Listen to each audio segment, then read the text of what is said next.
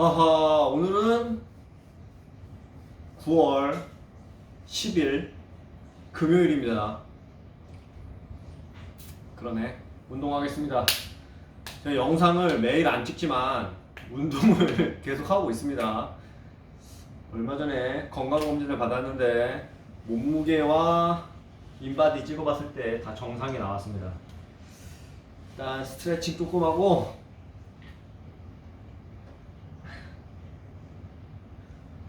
팔굽혀펴기랑 윗몸 일으키기랑 하복근 운동을 하도록 하겠습니다. Was the war warfare? What went wrong in Afghanistan? I don't think we had a good definition of winning. Corruption was one of the reasons. Was Pakistan our enemy? No, that Pakistan was not our friend. The tough questions that still need answers. Everybody gets an A, but the overall effort's still an F. Who do we hold accountable? CNN Special Report, America's Longest War, Monday on CNN. In Cuba, state media reports that toddlers are now receiving vaccinations for COVID-19. Last month, the government declared that its homegrown vaccines were safe for children as young as 2. CNN's Patrick Ottman has more from Havana. Cuban government announced that it has begun to vaccinate children as young as 2 years old. Initially, Cuban officials had said that they were going to focus giving their homegrown vaccines to Cuban healthcare workers, at-risk populations like the elderly, and in places that were particularly hard hit by the coronavirus. The Delta variant's arrival in Cuba, we've seen a surge in childhood infections like in other places, and that has led Cuba to cancel in-person classes that were due to begin on Monday, saying that the risk to children and teachers is just too great. So for the time being, Cuban children will have to watch classes on TV because of the limited internet on this island. Now, very few Cubans have internet in their homes, so children will once again have to watch their classes take place on state-run TV. And Cuban officials acknowledge that this is a problem, that the children here are falling behind. So they've begun to give them their vaccines, their homegrown vaccines, which they say are safe and effective, but have not they've not supplied that data to international observers. All the same, though, the Cuban government says that they will press ahead with this plan to vaccinate more and more children. Hopefully, they will have vaccinated over 90% of the population, including children, which will allow them to reopen international borders here for the first time in months in mid-November. Patrick Ottman, CNN, Havana. Expanding vaccinations to children is also part of Australia's strategy.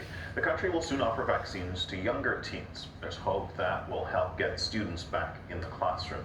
CNN's Christine Stevens has more. It's exam season in Sydney, Australia. Corridors like these should be buzzing with nervous energy as school leavers begin a rite of passage, a suite of tests to determine whether they make their university course of choice. Instead, the schoolyard is as hushed as an exam hall. Trinity Grammar, locked down since June, just like all other schools in Australia's biggest city. I think we're all pretty jaded by the experience. I think that the experience for the boys of being stuck in their houses for this length of time is weighing on them, and I know that for the teachers, it's weighing on us too. It was the first citywide lockdown in over a year.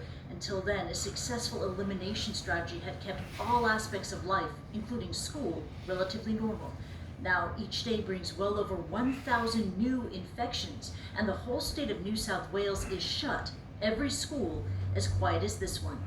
We have all been caught by surprise, and I think we're settling now into an understanding that this will be with us for some time to come. I'm very keen that our students take up the vaccination as and when they get the opportunity to do so. That opportunity is finally presenting itself.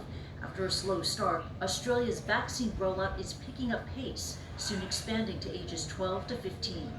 Meaning that even as the virus quickly spreads, the state government can begin to plan. Whatever dream they want to pursue, whether it's further education, getting into the workforce, getting their credentials, it's a really important milestone in anybody's life, and we want to make sure we provide that certainty. Next month, some classes will be back in session. Students will get to sit their tests, pushed back to November. But with cases remaining high, officials hope to stop the spread through vaccinations. The state has made them mandatory for teachers and campus staff.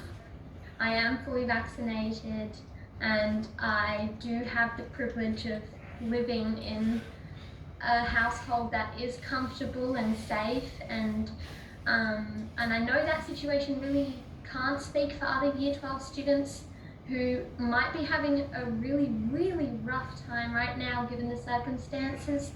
As recently as August, very few eligible teens were vaccinated. Doses have been redistributed to target young people in working-class neighborhoods of Sydney, where COVID transmission has been at its worst. Over 15,000 took that chance over 1 week in August.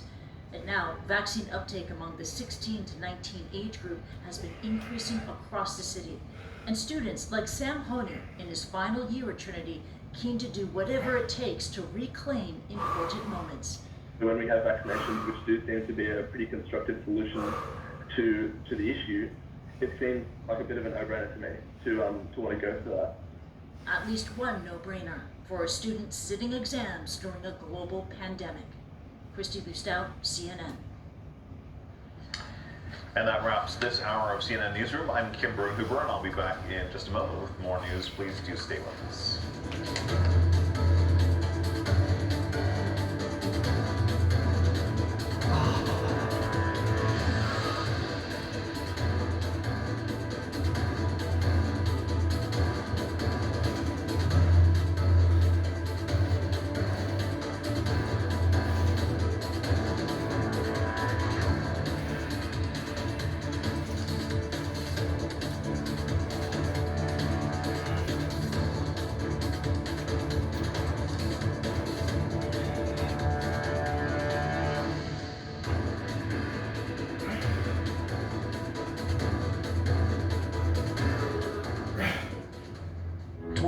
On 9/11, we lost souls. I think it's important to keep their memories alive. Sunday, join CNN for a special tribute with Robert De Niro and Leonardo DiCaprio, plus musical performances by her, Brad Paisley, Maroon 5, and Common. I feel grateful to stand in this sacred space in New York City and spread hope and power through music. Shine a Light, a tribute to the families of 9/11, hosted by Jake Tapper, Sunday on CNN.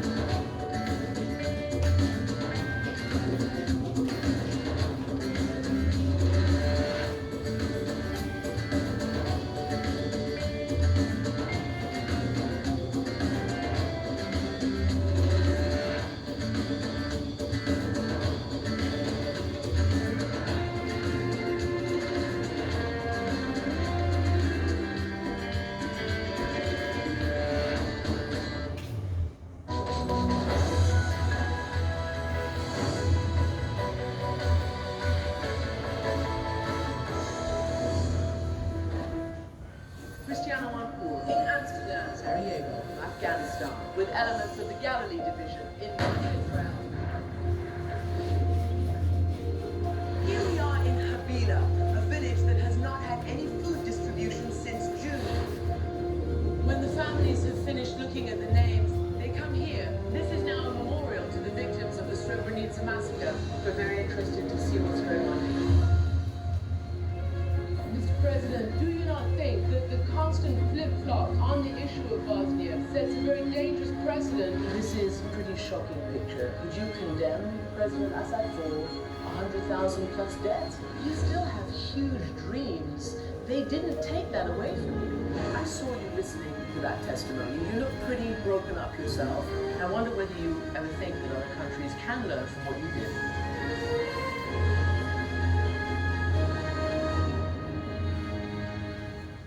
For World Sport, I'm Amanda Davis, and this is CNN.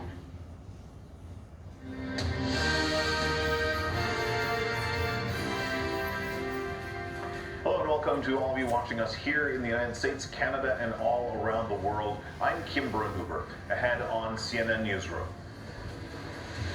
My message to unvaccinated Americans is this: what more is there to wait for?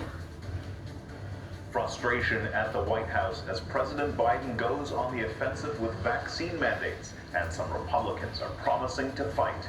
Plus, the Justice Department takes on Texas's controversial abortion law, and a CNN exclusive investigation uncovers evidence of genocide being committed right now in Tigray.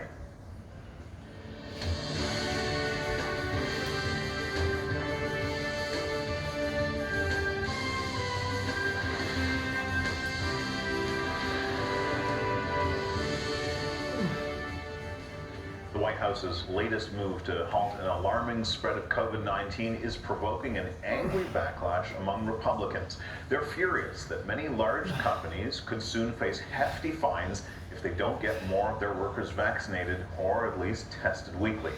The administration's tough new measures directly impact more than 20 million people whose jobs are tied to the U.S. government.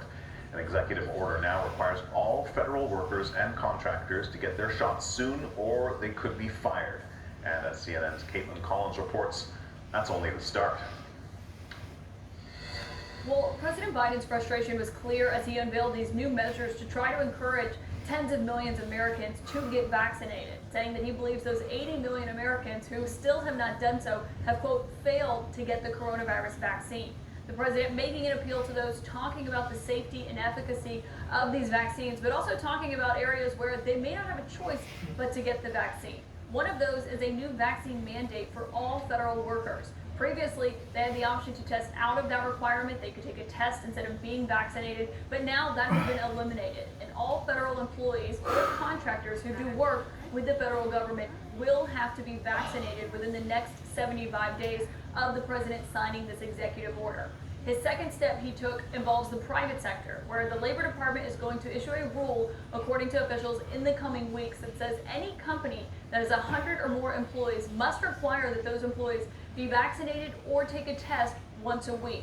Of course, that is something that is likely to face legal challenges, as you are going to see a lot of pushback on that, but it is a model that the president and his aides are hoping to set for other companies to encourage their employees to get vaccinated when they return to the office. One other step the president is taking that is also significant is for healthcare workers, and anyone who works in a healthcare setting that receives reimbursement from Medicare or Medicaid will also have to ensure that those employees are vaccinated. But the president explaining this is why. We've been patient, but our patience is wearing thin, and your refusal has cost all of us. So please do the right thing. The president is also taking a series of smaller steps when it comes to the pandemic, including doubling fines for TSA for people who do not wear a mask or try to not wear a mask in the airport or on an airplane. The president adding of those remarkable videos you've seen of people pushing back on that mandate that they need to, quote, show some respect. Caitlin Collins, CNN, the White House. Some Republican governors are vowing to fight back. Greg Abbott of Texas denounced what he called an assault on private businesses and is vowing to halt what he calls a Washington power grab. Mississippi Governor Tate Reeves said even though vaccines are life-saving, the president's move is unconstitutional and terrifying. He added, "This is still America and we still believe in freedom from tyrants." And that was echoed by Montana's Greg Gianforte, who slammed the vaccine mandate as unlawful and un-American and a gross federal overreach. Attitudes towards vaccinations are frustrating health officials as well as the president, and that includes top U.S. disease expert Dr. Anthony Fauci. Here it is. I am frustrated, and the reason is we do have the tools to end this. I mean, I've been in situations, in public health situations, where you didn't have the tools to end something that was devastating people with regard to illness and death. That is very frustrating. It's frustrating in a different way when you have the tools and you have the wherewithal to get to the end game of where you want to be, but you don't implement them. So yes, I believe, equally frustrated. I don't want to see people get sick. I don't want to see them get hospitalized, and I certainly don't want to see them die. But that's what's happening when you don't vaccinate to the full extent possible. And that lack of vaccination, particularly among adolescents, is causing a troubling surge in new cases and hospitalizations among that age group. On Thursday, the second largest school district in the U.S. addressed the problem. The Los Angeles Unified School Board voted to mandate COVID vaccines for students 12 and older. The board is requiring eligible students to have had their first doses and second doses, respectively, no later than a few days before the Thanksgiving and Christmas holidays. In an exclusive interview with CNN's Aaron Burr, White House Jeff Zients explained why it's important that all teachers and staff get vaccinated as well. On teachers, the president is doing it where he can within the federal government, so all teachers that teach as part of the Department of Defense school system and at the Department of Interior. We are insisting, the president is insisting on a vaccine of all teachers across the country. About 90% of teachers and staff at schools are vaccinated, but that should be 100%. And many states have put in place vaccine mandates for teachers and school staff, and the president is calling on all governors to do the same. Our kids should be with vaccinated teachers. The U.S. Justice Department is taking the state of Texas to court over its strict abortion law. As he announced the lawsuit Thursday, U.S. Attorney General Merrick Garland blasted the Texas legislation. It bans abortion at 6 weeks before most people know they're pregnant. The majority of Texas clinics have stopped providing the procedure, and activists worry the situation may drive some to desperate measures. Dan Gallagher reports. Good afternoon. The Department of Justice is suing the state of Texas over its new abortion law, alleging it violates the U.S. Constitution. The act is clearly unconstitutional under long-standing Supreme Court precedent. The Biden administration hoping the lawsuit will eventually lead to overturning the law that makes it illegal to have an abortion after 6 weeks, before many people even know they're pregnant, even in cases of rape and incest. The United States has the authority and the responsibility to ensure that no state can deprive individuals of their constitutional rights through a legislative scheme specifically designed to prevent the vindication of those rights. While the administration waits to see how the case plays out in the court system, on the ground in San Antonio, there's a growing sense of urgency.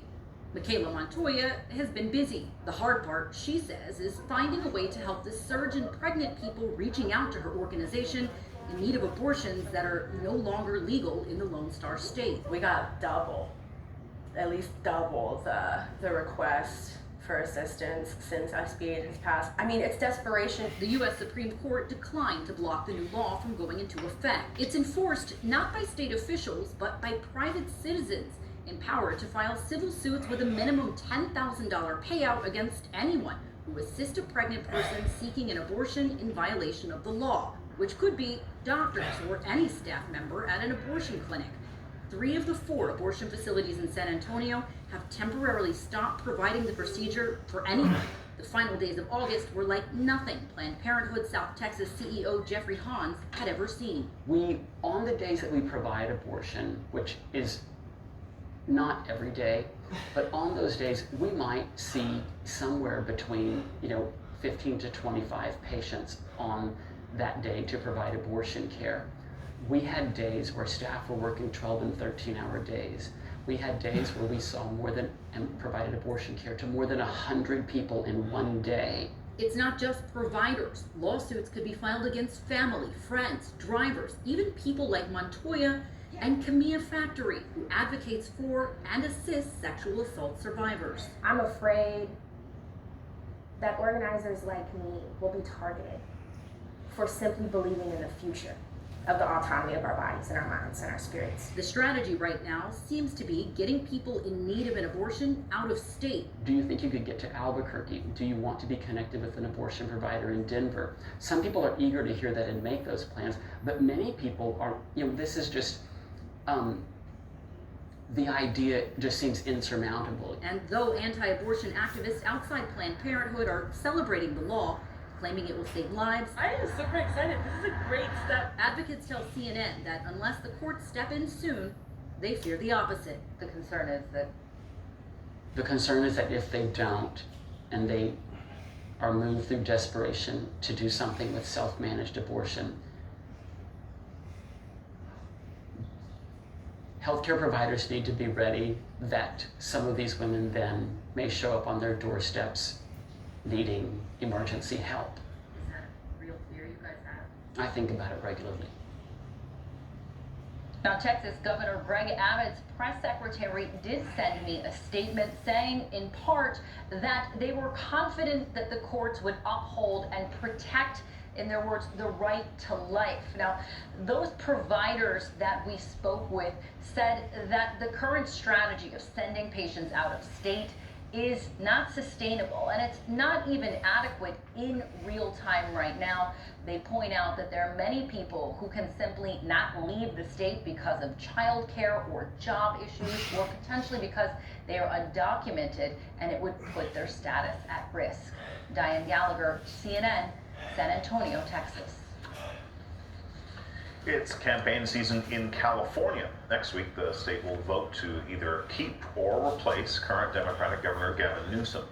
The recall election has become a rallying cry for many Republican voters, especially in rural counties. Some tell CNN they feel Newsom is disconnected from their everyday lives. One couple says they will leave California if Newsom isn't replaced. On the other side of the aisle, Governor Newsom is rallying his base, enlisting high-profile national Democrats to help, including Vice President Kamala Harris. Now, during a rally on Wednesday, Harris focused heavily on winning over women voters. She voiced her outrage about the conservative agenda, saying their policies attack women's rights. All right, still to come on CNN Newsroom, leaving Afghanistan. A plane load of foreign nationals flies out of Kabul, and there may be more to come. Also coming up, the leaders of the world's two largest economies talk for the first time in months.